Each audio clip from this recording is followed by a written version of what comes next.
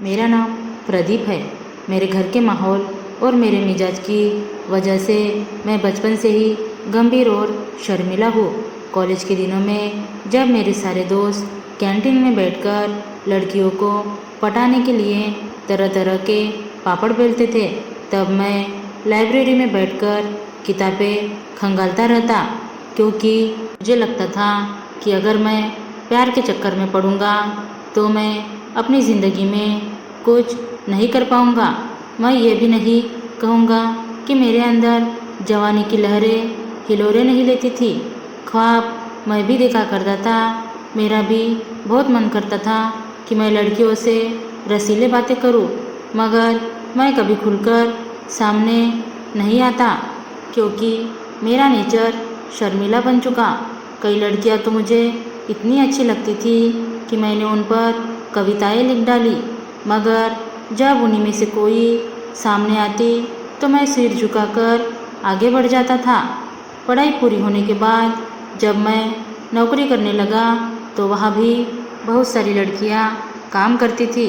उनमें से कई लड़कियों के लिए मेरे मन में प्यार आया था, लेकिन अपनी चाहत को जाहिर करने के बजाय मैं उसे अपनी डायरी में दर्ज कर देता था। ऑफिस में भी मेरी इमेज एक शर्मीले लड़के वाली ही बनी रही। शायद औरत से मेरा सीधा सामना कभी न हो पाता अगर सीमा मेरी ज़िंदगी में न आती। जब से मुझे नौकरी मिली है तब से माँ मेरी शादी के लिए लगातार कोशिशें कर रही थी। आखिर एक दिन माँ अपनी कोशिश में कामयाब हो गई, क्योंकि उन्हें मेरे लिए लड़की मिल गई जिसका नाम सीमा था। मेरी शादी हो गई और सीमा घर आ गई। पहली रात को जब आस पड़ोस की भाभियाँ सीमा को मेरे कमरे तक लाई तो वह बेहद शर्माई हुई थी। पलंग के एक कोने में बैठकर वो मुझे तिरछी नज़रों से देख रही थी, लेकिन उसकी तिरछी नज़रों का सामना किए बगैर ही मैंने अपनी पलकें झुका ली। सीमा समझ गई कि मैं उससे भी ज़्यादा नर्वस हूँ।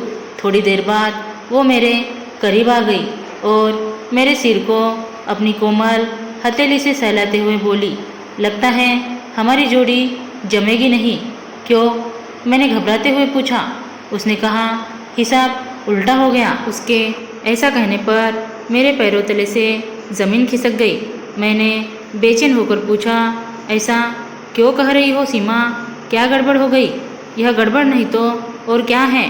कुदरत ने तुम्हारे अंदर लड़कियों वाली शर्म भर दी और मेरे अंदर लड़कों वाली बेशर्मी। कहते हुए सीमा ने मेरा माथा चूम लिया। सीमा के इस मजाक पर मैंने उसे अपनी बाहों में भरकर सीने से लगा लिया। दिन रात मैं ख्वाबों में जैसी औरत की कामना करता था, सीमा उससे कई गुना बेहतर निकली। वो मुझसे बहुत प्यार करती थी और मैं भी। अब मैं एक पल के लिए भी सीमा को अपनी नज़रों से ओझल होते नहीं देख सकता था। हनीमून मनाकर जब हम दोनों घर लौटे तब सीमा ने सुझाव दिया कि प्यार मनोहार बहुत हो चुका, अब वापस जाना शुरू कर दो। जब सीमा ने मुझसे यह बात बोली तो मुझे उसकी ये बात हजम नहीं हुई। मैंने सीमा की पीठ सहलाते हुए कहा, नौकरी तो हमेशा करनी ही है सीमा, ये दिन फिर लौटकर नहीं आएंगे। मैं छुट्टियाँ बढ़वा रहा हूँ। छुट्टियाँ बढ़ाकर क्या करोगे? हफ्ते भर बाद तो प्रमोशन के लिए तुम्हारा इंटरव्यू होना है। सीमा ने थोड़ा तेवर दिखाकर बोला। सीमा को सच्चाई बताते हुए मैंने कहा, इंटरव्यू तो नाम का है डार्लिंग, मुझसे सीनियर कई लोग अभी प्रमोशन की लाइन में खड़े हैं। ऐसे में मेरा नंबर कहाँ आ पाएगा? तुम सुधरोगे नहीं। यह कहकर सीमा मेरा हाथ झिड़क कर चली गई। अगली सुबह माँ ने मुझे एक अजीब सा फैसला सुना डाला। उन्होंने कहा कि सीमा को यहाँ आए 3 हफ्ते हो चुके हैं। नई बहू को पहली बार ससुराल में इतने दिन नहीं रखा करते। तुम कल ही इसे मायके छोड़ आओ। माँ से तो मैं कुछ नहीं कह सका, लेकिन सीमा को मैंने अपने दिल की हालत बता दी। मैं अब एक पल भी तुमसे दूर नहीं रह सकता सीमा, मेरे लिए कुछ दिन रुक जाओ प्लीज़। जिस घर में मैं 25 साल बिता चुकी हूँ, उस घर को इतनी जल्दी कैसे भूल जाऊँ? कहते हुए सीमा की आंखें भर आई। सीमा की ये बात सुनकर मुझे काफ़ी दुख हुआ, क्योंकि उसने मेरे प्यार को दरकिनार कर अपने मायके को ज़्यादा महत्व दिया। लेकिन मजबूरी में मुझे सीमा की बात माननी पड़ी और मैं उसे उसके मायके छोड़ आया। सीमा के जाते ही मेरा दिल उदास और रातें सुनी हो गई। घर में फालतू बैठकर मैं क्या करता, इसलिए मैं ऑफिस जाने लगा। कुछ ही दिन बाद प्रमोशन के लिए मेरा इंटरव्यू हुआ। मैं जानता था कि यह सब नाम का है, फिर भी अपनी तरफ से मैंने इंटरव्यू बोर्ड को खुश करने की पूरी कोशिश की। 20 दिन बाद सीमा मायके से लौट आई और तभी नतीजा भी आ गया। लिस्ट में अपना नाम देखकर मैं खुशी से उछल पड़ा। दफ्तर में मेरे सीनियर भी परेशान हो उठे कि उनको छोड़कर मेरा प्रमोशन कैसे हो गया। सीनियर ने तहकीकात करवाई तो पता चला कि इंटरव्यू में मेरे नंबर उनके बराबर थे। इस हिसाब से मेरे बजाय उन्हीं में से किसी एक का प्रमोशन होना चाहिए था। मगर जब छुट्टियों के पैमाने पर परख की गई तो सीनियर लोगों ने मुझसे ज़्यादा छुट्टियां ली थी। इंटरव्यू में मुझे इस बात का फ़ायदा मिला था। अगर सीमा अपने मायके ना गई होती तो मैं भी छुट्टी पर ही चल रहा होता और इंटरव्यू के लिए तैयारी भी न कर पाता। अचानक मिला यह प्रमोशन मेरे करियर की एक अहम कामयाबी थी।